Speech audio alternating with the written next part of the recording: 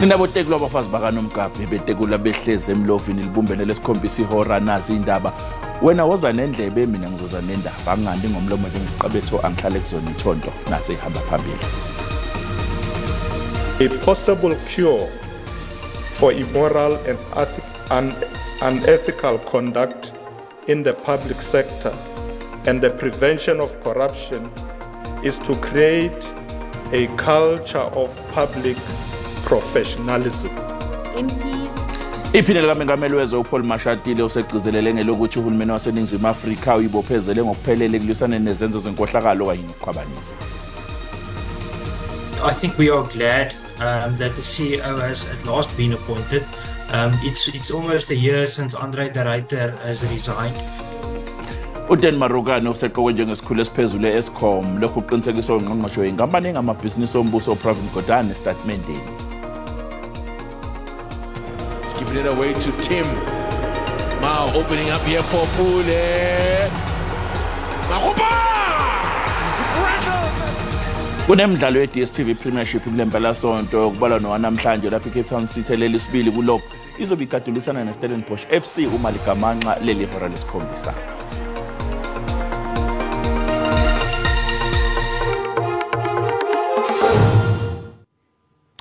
Iphinde likaMengameli wezwe uPaul Mashatile ugcizelela ukubaluleka kokuthi uhulumeni angapheli amandla kulwisana nezenzo zenkohlakalo ngoba ikhona okuzokwenza umehluko ngempilo yabantu baseNingizimu Afrika. Ubekhuluma esikhungweni semfundo ephakeme eUnisa ePitoli namhlanje njengoba kunesithangami sokuqhakanyiswa kusuku lwanamhlanje olihambisana nokukhuthaza ukulwisana nesihlava senkohlakalo emhlabeni jikelele.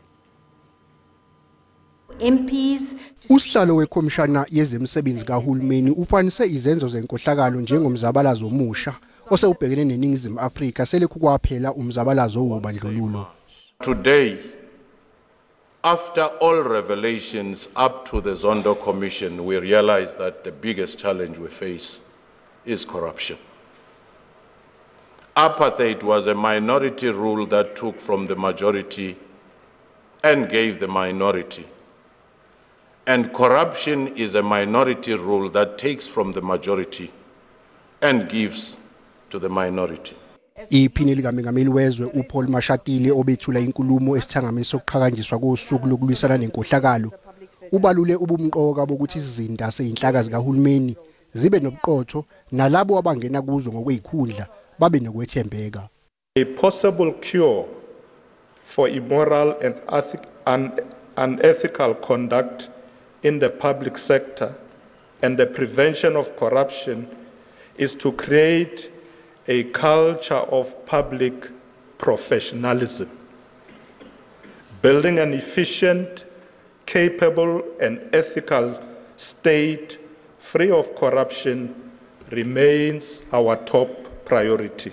Izinhlangano ezifana neAhmed Kathrada Foundation zibona sengathi lemkhankaso ishonisa nje ilanga ngenxa yokuthi ayinamthelela ebonakalayo.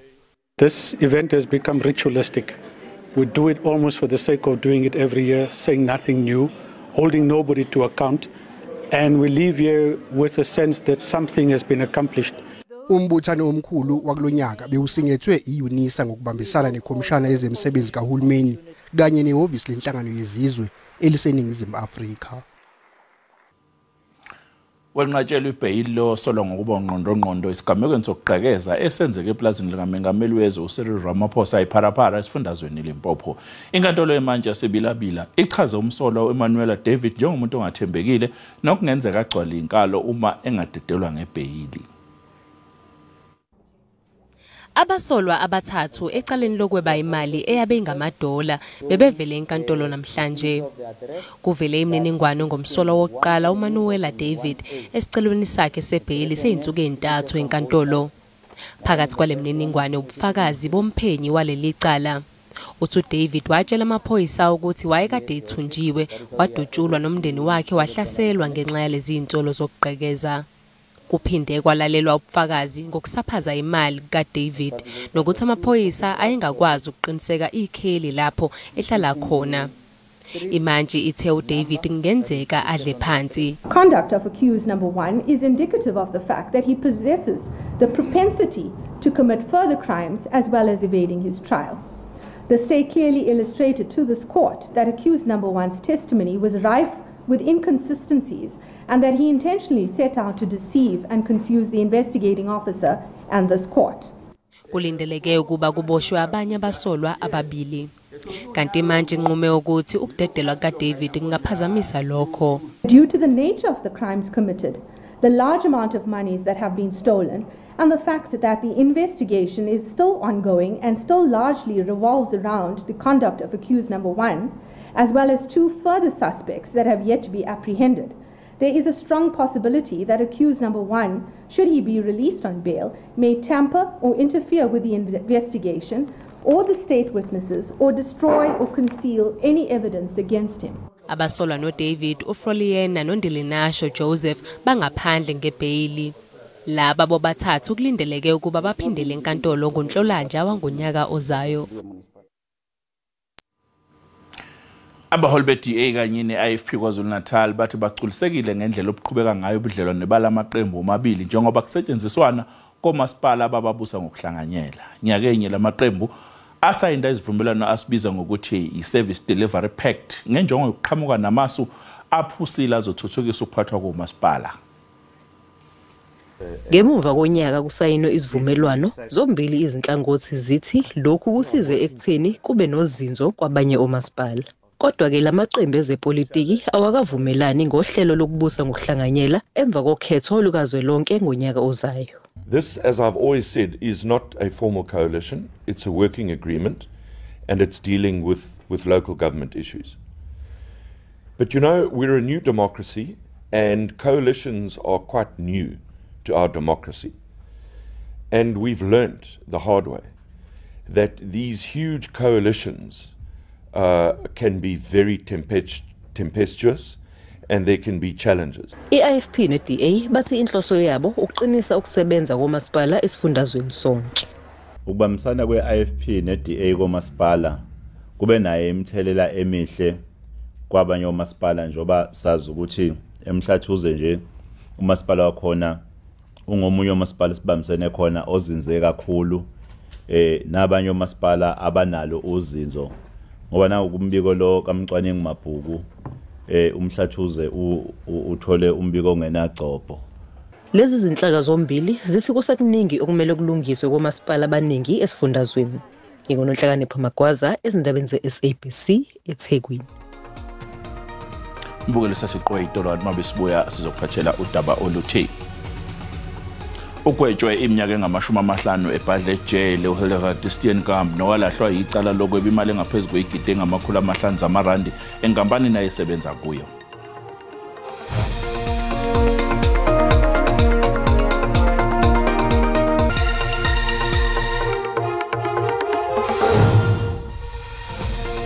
Asibile sikwamkele ungosanda kungena udabeni oluphambili mbukeli besibike ukuthi iphini likaMengameli wezwe uPaul Mashatile usecizelele ngelokuthi uhulumeni waseNingizimu Afrika uyibophezele ngokuphelele ekulisaneni nezenzo zenkohlakalo kanye nokukhwabanisa. Mbukela sikhumbuzo ukuthi lezi ndaba ikhona ku-YouTube nokumele ukwenze ngena kuyo ne-SABC Plus uyicinga amagama athi SABC izindaba kunya kanjani uzoyithola lezi ndaba engiyifundayo njengoba zinjalo. Isebenza semayini bakubung platinum leli eRustenburg seyiphumile ngaphansi komhlaba zichithileke imbiko yokuthi beyithunjiwe ngokusho kwesinye seyisebenza besimdibi munye nalezi engama28 iphume ngaphansi komhlaba ngenxa yesimo sepilo siveze ukuthi lo mbhikisho oqhubekayo emathunjini omhlaba umayelana nokungagculiseki kwazo isebenzi. Sezintathu insuku isebenze emayini bakubung platinum zihlezi ngaphansi komhlaba njengendlela yokubhikisha kwazo. Lezi isebenze engaphansi kweNUM zifuna kube nezinguquko kwezinye zezimo ezisebenza phansi kwazo.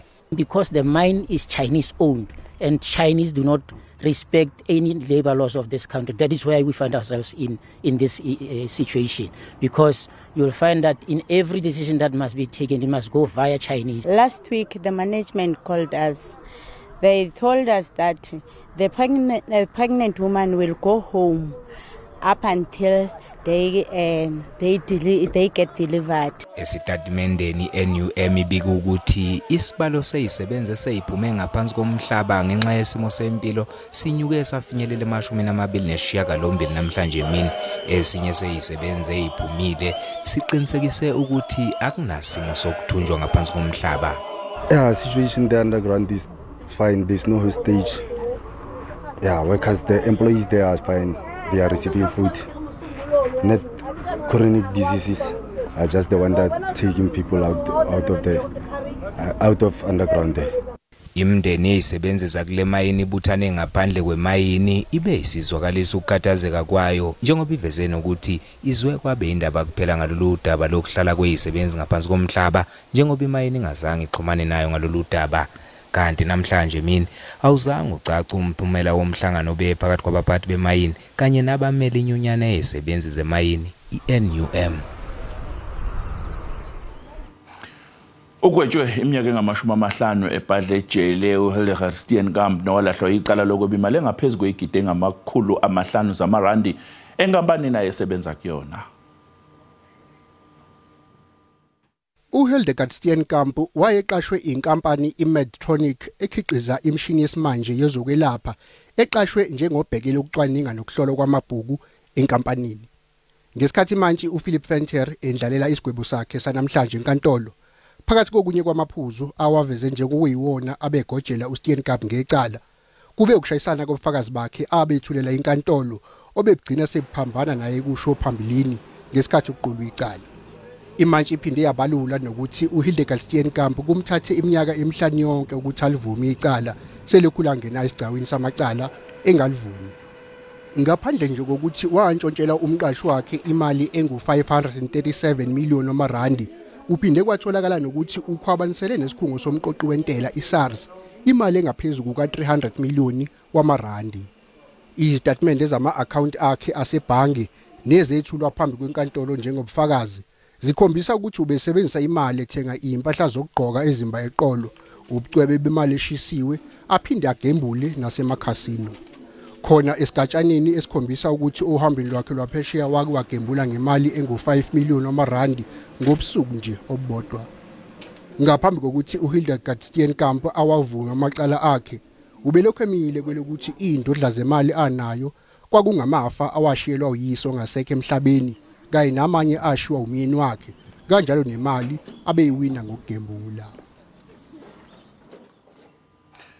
Iyaqhubeka imikhankaso yensuku ezi-16 yokuqwashisa nesihlava sodlame olubhekiswe kwabesifazane kanye nezingane njengoba inhlangano iGRIP ezinze esifundazweni eMpumalanga ivakashela abagibeli kwesinye sezikhumulo zamatekisi ukuyoqwashisa ngalesihlava esidlondlobalayo.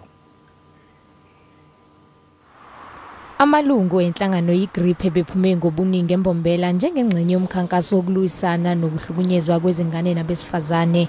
We took this initiative ngoba sifuna ukufundzisa nokupromote the 16 days of activism against gender-based violence to try and minimize lama cases. Yebo nokufundzisa abantu ukuthi sitholakala kuphi uma bafuna ukureporta bangareporta kuphi.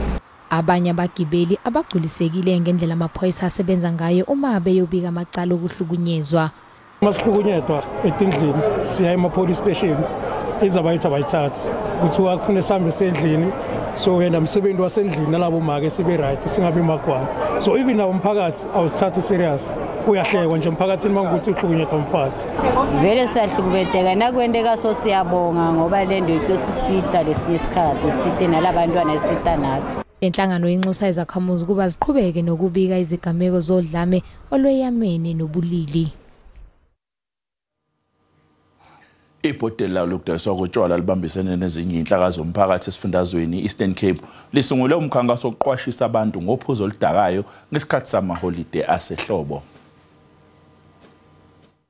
Ibhodlela lawo lokusetshenziswa kotshwala eMpuma Koloni kunye neagent ezohlukeneyo zomiliselo lomthetho ziphuma ingqina.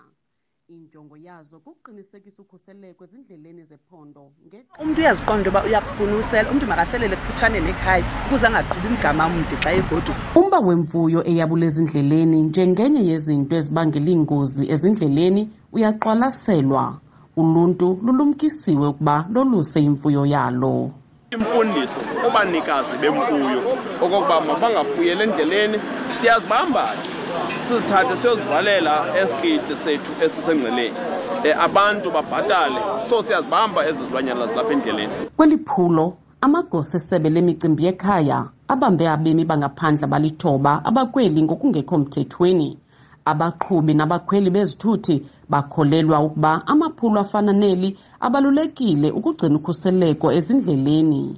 For the drunk driving there are no arrests, but for the illegal immigrants the Home Affairs has actually made some arrests. Ibhodi elawula ukusetyenziswa kotywala eMpuma Koloni ifunge yathi baza kuyibeleka ikrwempa abo bathengisa utywala ngokungekho mthethweni ingakumbi ezilalini. Kwindaba ze-SABC ndingufundiswa Mhlekude Elibode.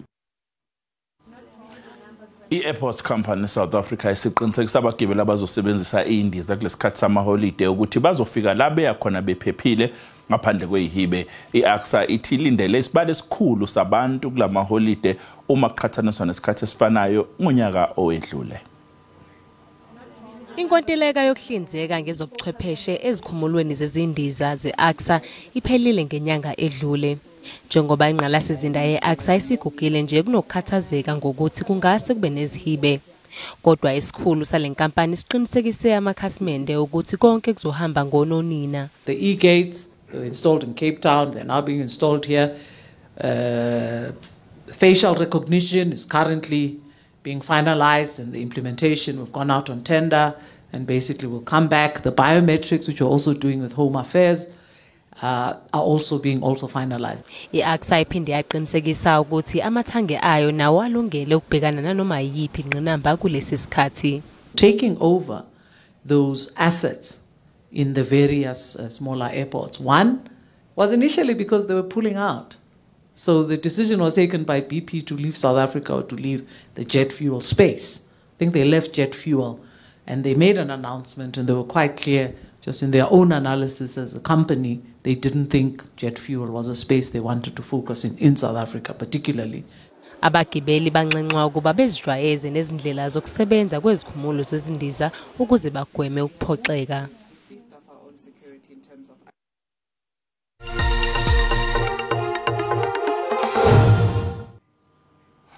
Luvalele uphansi uhwebo lwerandi emakethe namhlanje.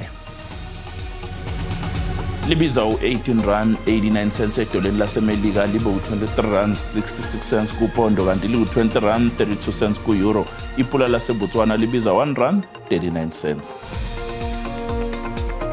JC Valinkomba yezabelo iphansi. Iquality libiza $2,007 i-ounce, platinum yona ibiza $913 i-ounce, uoil ongahluziwe mbukeli ubiza $75.63 umphongolo.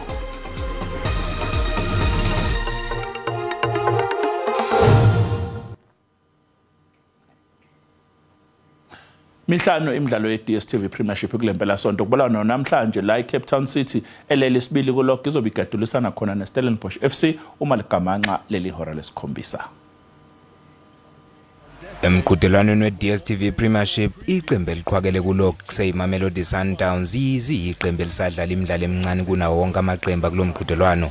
Leli qembu lasePitoli lisadlala imidlalo eyishumi kuphela kanti linamaphuzu angama-30 okulenza lishiye iCape Town City ngamaphuzu amahlanu njengoba kuyiyona nje leli sibili emva kokudlala imidlalo eyishumi-3. Kusenjalo kuyakusasa imidlalo kulomqhudelwano iPolokwane City izobhekana neKaizer Chiefs uma gamanxe ihora lesithathu ntambama. Owechipa United neGolden Arrows uzoqala emizuzwini eyishumi-5 ngaphambi nje kokuba kushaya ihora lesithupha ntambama bese kuthi ezimnyama ngenkani zikadulisane neTS Galaxy uma kubumbana ihora lesishiyagalombili kusihlwa. Kanti ngesonto eyikamamkhizi Royal AM zizozwana amandla neRichards Bay uma kugamanxe ihora lesithathu ntambama. Owanamhlanje umdlalo kulomqhudelwano we-DStv Premiership ophakathi kweStellenbosch FC neCape Town City uzoqala manje maligamanxa nje leli ihora lesikhombisa. Silinde okuhle ngidi endabeni ze-SABC. Mhlahlo isimo sezulu uyalandela emva kwekhefu. Siyabuya.